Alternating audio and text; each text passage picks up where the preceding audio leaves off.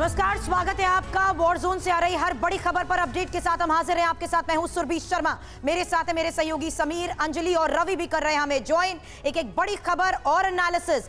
24 फरवरी की तारीख जैसे जैसे नजदीक आ रही है, वर्ल्ड वॉर का खतरा बढ़ता जा रहा है और तेजी से बदल रहे घटनाक्रम ने क्या पूरी दुनिया की टेंशन बढ़ा दी है?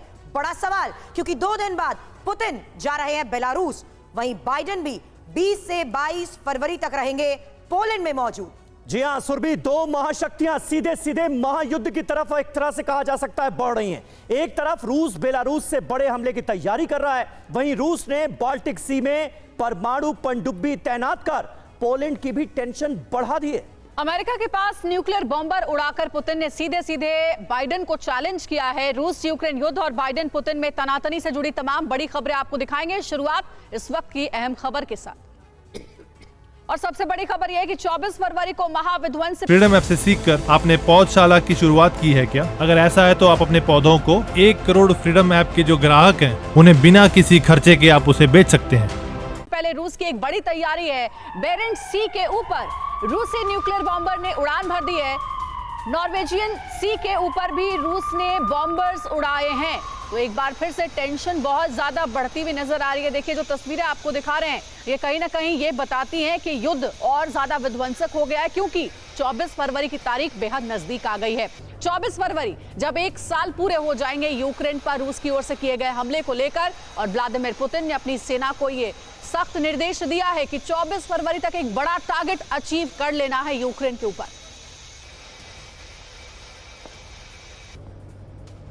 तो देखिए रूस की महाविध्वंसक तैयारी क्या है, रूस आखिर करना क्या चाहता है, इस पर एक नजर डाल लेते हैं। 24 फरवरी को महाविध्वंस से पहले रूस की बड़ी तैयारी सामने आई है। बेरेंट सी और नॉर्वेजियन सी के ऊपर रूसी न्यूक्लियर बॉम्बर्स उड़ान भर रहे हैं। मकसद क्या है यह जानने की कोशिश होगी। दोनों न्यूक्लियर बॉम्बर्स 13 घंटे तक हवा में रहे। हवा में ही दोनों बॉम्बर्स की रीफ्यूलिंग भी हुई।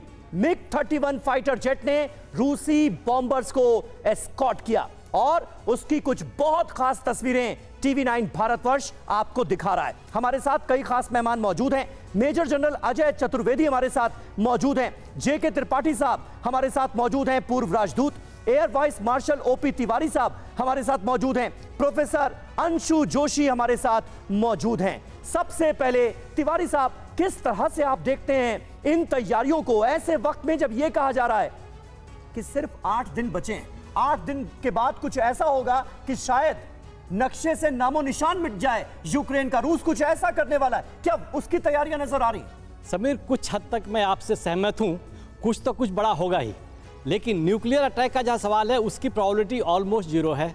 लेकिन ये जो बॉम्बर्स फ्लाई कर रहे हैं, फाइटर्स फ्लाई कर रहे हैं, इवन देखा आपने दिखाया कि हेलीकॉप्टर लो फ्लाइंग करके भी टारगेट कर रहा है। हेलीकॉप्टर ऑपरेशन तभी होता है जब पूरी एयर सुपीरियरिटी गेन कर लेता है। मींस रशिया, इट मींस कि रशिया ने काफी गेन कर रखा है और यूक्रेन की जो है डिफेंस इतने स्ट्रांग नहीं है कि जो लो फ्लाइंग और स्लो फ्लाइंग हेलीकॉप्टर को भी नहीं टारगेट कर पा रहे हैं। लेकिन जहां तक 24 का सवाल है, आप पूरी तरह सहमत हूं, कुछ तो कुछ बड़ा होगा ही।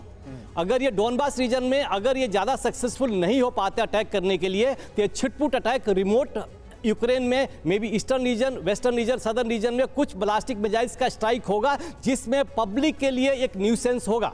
That will generate N negative opinion about the 24 तारीख। फ्रीडम ऐप से सीखकर आपने पौधशाला की शुरुआत की है क्या? अगर ऐसा है तो आप अपने पौधों को 1 करोड़ फ्रीडम ऐप के जो ग्राहक हैं उन्हें बिना किसी खर्चे के आप उसे बेच सकते हैं।